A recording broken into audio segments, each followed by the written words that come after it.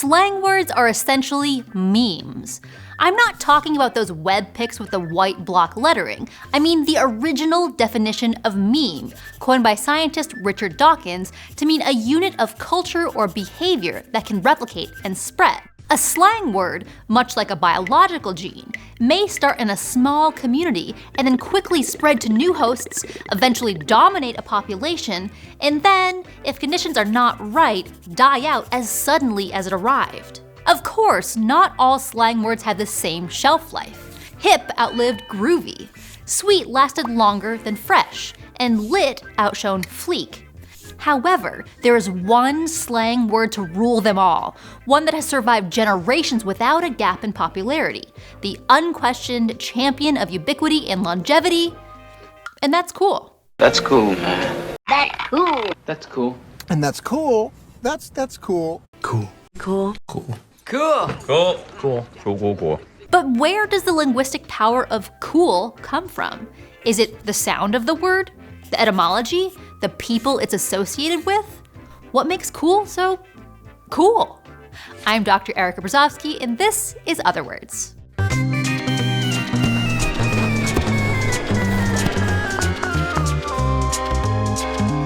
Otherwords. As a slang word, cool has a lot of usages, and they're almost all positive. It can mean laid back and confident, trendy and fashionable, impressive or awe-inspiring. It can be a verb, as in cool it. A state of forgiveness, like, are we cool? An intensifier, like a cool $1,000,000. Or just a term of approval, as in, wanna see a movie? Cool. It's even spawned phonetic variants like coo and cool. The original literal meaning of cool is basically not warm. It comes from the Old English cold, and even back then it had a positive connotation, as in comfortable or moderate. That may be why in Beowulf, the title character promises that he can cool the cares of a distraught king. Several hundred years later, Shakespeare used it in A Midsummer Night's Dream. Lovers and madmen have such seething brains, such shaping fantasies that apprehend more than cool reason ever comprehends. In both instances, it's used to imply a calm, dispassionate mental state, which is not surprising considering that emotions like anger and lust were described conversely as hot. As Gertrude implores Hamlet, "O gentle sun, upon the heat and flame of thy distemper sprinkle cool patience." This means that for at least 500 years, the word cool has been used to describe a desirably calm attitude. But that's more metaphor than slang.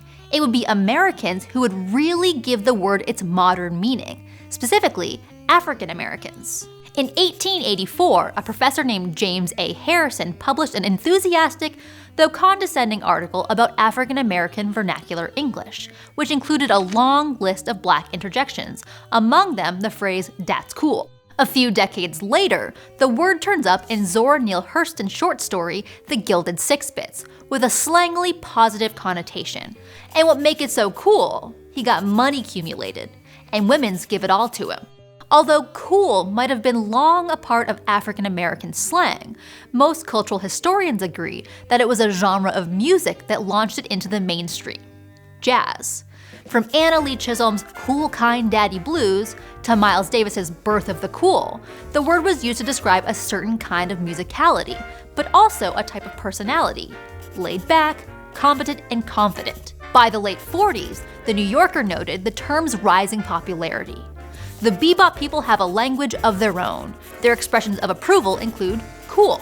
In the 1950s, the word cool started to be co-opted by white counterculture, specifically the beatniks. In one of the first beat novels, Go, author John Cleland Holmes uses the word liberally. When the music is cool, it's pleasant, somewhat meditative, and without tension.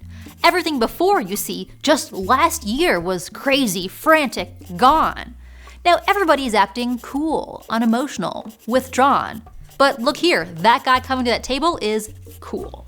In his 1957 essay, The White Negro, writer Norman Mailer tried to draw a line from white hipsters to the Black community. He claimed that being cool was more than just a laid-back attitude. It specifically referred to calmness in the face of cruelty and horror, something African Americans knew a lot about. This is somewhat supported by a line in Harrison's 1884 article that defines looking cool as not being afraid. According to Mailer, World War II and the advent of nuclear weapons introduced white Americans to the same sort of existential dread that black Americans were well familiar with, which gave them the opportunity to be cool about it. This sense of cool as a rejection of fear went mainstream in the 1960s. In the film West Side Story, gang leader Riff tries to ease his crew's jitters before a big fight with a song appropriately titled Cool. Just play it cool, boy. Real cool. Paul Newman plays a prisoner who never cracks despite relentless abuse by sadistic guards in the 1967 film Cool Hand Luke. By the end of the decade, it was even popping up in Saturday morning cartoons. Now play it cool. Cool? I'm an ice cube. Social historian Peter N. Stearns claims that the ability to control emotions like fear and anger became very important in the second half of the 20th century, and the popularity of cool reflected that. Maybe that's why the coolest movie characters are the ones who don't get flustered in dangerous situations. We're gonna be cool. In the 70s and 80s, the mainstream definition of cool expanded to include trendy, desirable, or even just good. It'd be a lot cooler if you did. It eventually eclipsed what had long been the most popular slang word for that purpose: swell. Swell dates back to the 18th century as a slang word for a person who is wealthy and pompous, think puffed up or swollen. We're a couple of swells. As the term morphed from a noun to an adjective, it came to mean fancy or fashionable, and eventually became a general expression of approval. Gee, that's swell. Congratulations. Today, swell has been so thoroughly replaced by cool that it's pretty much only used as a way to sound old-fashioned. Isn't our son swell? Gee, that's swell. Why is that? What is it about cool that allowed it to dethrone the previous king of slang? A 2015 study tracked the popularity of various words and phrases over time, and found that terms that evoke a sensory experience are more likely to persevere than those that don't. For instance, sharp increase became a more popular way to say sudden increase, and a bright future became more common than a promising future. In fact, the study found that people were 50% more likely to remember a list of metaphors if they contained sensory words. Perhaps swell, with its convoluted origin, was just too abstract to compete with the physical sensation of cool. But it seems to me that the history of the word outweighs its semantic appeal. The influence of African American culture that persists to this day is hard to overstate.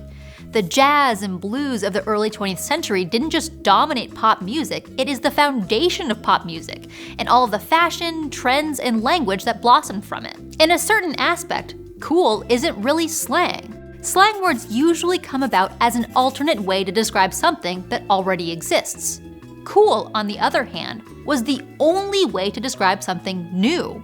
A new way to look at the world and interact with each other, a new cultural value system that began in the jazz clubs of the 1930s, and, thanks to new media technologies like radio and TV, spread across the globe. It makes sense to me that the word cool is still with us, because we're still living in that value system.